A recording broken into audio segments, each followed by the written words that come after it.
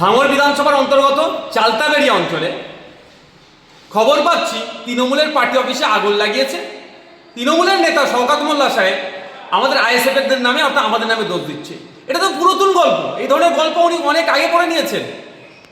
এটা সুপরিকল্পিত আইএসএফের ছেলেদের নামে মিথ্যা মামলা দেওয়ার জন্য। 14 তারিখে আমরা গণতান্ত্রিক প্রক্রিয়ায় শান্তিপূর্ণভাবে ওয়াকফ সংশোধনী আইনের বিরুদ্ধে একটা মিছিল করতে চেয়েছিলাম কলকাতাতে। আসার পথে পুলিশকে দিয়ে আটকেছে এই শওকত মোল্লা সাহেবরা। সেখানে হিংসা করে আমাদের নামে 5টা মামলা হয়েছে। 5টা মামলাতে বিভিন্ন নেতৃত্বদের নামে মামলা দিয়েছে। এখন দেখছে আরও বাসকি কার নামে দেওয়া যেতে পারে। সেই জন্য আমাদের দেখবেন এই এফআইআর করতে যদি করে অভিযোগ দেয় আইএসএফের ছেলেদের নামে হবে। আর যদি সঠিক তদন্ত হয় দেখবেন শওকত মোল্লা এতে জড়িয়ে গেছে। তৃণমূল কংগ্রেসের আমি দায়িত্ব নিয়ে বলছি, যদি সঠিক তদন্ত হয় তৃণমূল কংগ্রেস আগুন লাগিয়ে আইএসএফের নামে দোষ দিচ্ছে।